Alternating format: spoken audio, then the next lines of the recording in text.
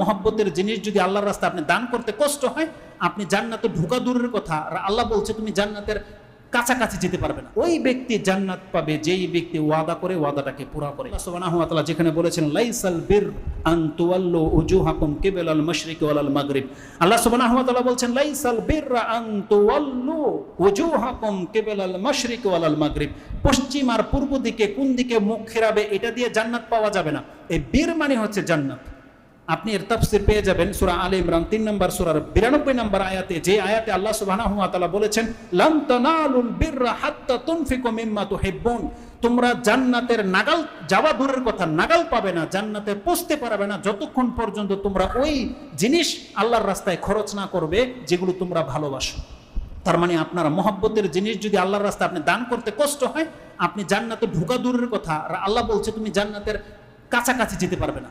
তাহলে ওই আয়াতের তাফসিরে আল বির তরজমা জান্নাত করা হয়েছে। তাহলে যদি ওই তরজমা নেওয়া যায়, এখানে কি হবে? লাইসাল বিররা, জান্নাত তুমি পাবে না, বা জান্নাত পশ্চিম আর পূর্ব দিকে নাই।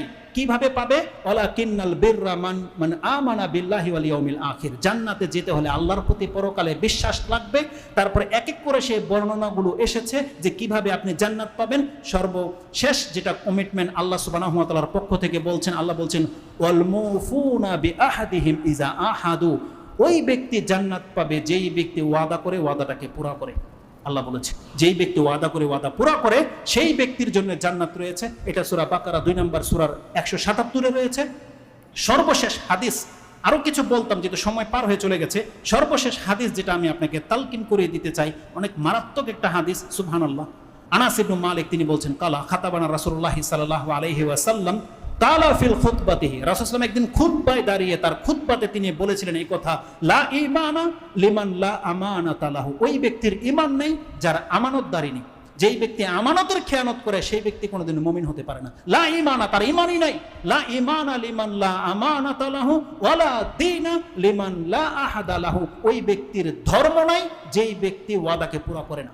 এই হাদিসটাকে মুসনাদে আহমদে এনেছেন ইমাম আহমদ 12383, সহিহ ইবনে হিব্বানে 194 রয়েছে, সুনানুল কুবরা লিল বাইহাকিতে 18851 রয়েছে, মিশকাতে 35 নম্বর হাদিস ঈমানের অধ্যায়, এবং তারগিব আর তারহিবের মধ্যে 4458 রয়েছে। তাহলে আনাস রাদিয়াল্লাহু তাআলা বলছেন রাসূল সাল্লাল্লাহু আমাদেরকে বলেছে যেই ব্যক্তি আমানতের খেয়ানত করে সেই ব্যক্তি মুমিন নয়, আর যেই ব্যক্তি ওয়াদা পূর্ণ করে না সেই ব্যক্তি মুসলমান নয়। ঈমানও নাই, ইসলামও নাই। তারা ঈমান এবং ইসলামকে টিকাতে হলে কি করতে হবে? আপনার আমানতদারি হতে হবে এবং আপনাকে ওয়াদাকে বাস্তবায়ন করে দেখাতে হবে, যেই কথাটা আল্লাহ সূরা মাইদার প্রথমে বলেছেন আউফু বিল উকুদ, হে ঈমানদাররা তোমরা তোমাদের ওয়াদাকে পূর্ণ করো। এই সম্পর্কে আরো লম্বা চূড়া কথা রয়েছে।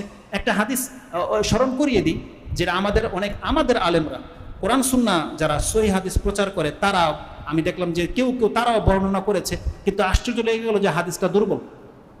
একটা হাদিস বলা হয়ে থাকে যে রাসূলুল্লাহ সাল্লাল্লাহু আলাইহি ওয়াসাল্লাম নবুয়তের পূর্বে কোন এক সাহাবীর সাথে ওয়াদা করেছিলেন। নবুয়তের পূর্বে মানে রাসূল সাল্লাল্লাহু আলাইহি ওয়াসাল্লাম নিজেও তো নবী ছিলেন না, আর ওই সাহাবী ছিল না, কিন্তু পরবর্তী যেহেতু রাসূল সাল্লাল্লাহু আলাইহি ওয়াসাল্লাম নবী আর তিনি সাহাবী হয়েছেন এজন্য বললাম।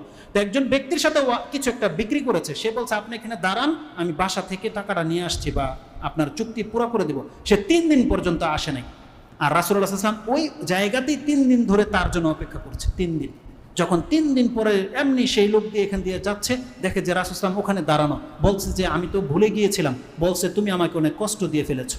হাদিসটাতে এটা আছে যে আজকে 3 দিন মনজু সালাসিনা ইয়াওমান, আমি তোমার জন্য এখানে অপেক্ষা করতেছি। বাহ্যিকভাবে রাসূল সাল্লাল্লাহু মর্যাদার শানেতে এই হাদিস বলে দেওয়া হয়, কিন্তু একবার বিচার করেন এটা কাফেররা কিভাবে নেবে, নাস্তিকরা কিভাবে নেবে, যেটা আদৌ কি সম্ভব? একটা ব্যক্তি কারোর সাথে ওয়াদা করেছে আর ইসলাম তাকে ওখানে 3 দিন দাঁড় করিয়ে রাখবে? লজিকও বোঝা যায় না, আর হাদিসের সনদও দুর্বল। তো এই জন্য আমরা ওই হাদিসগুলো আপনাদের কাছে ব্যক্ত করি না। এই জন্য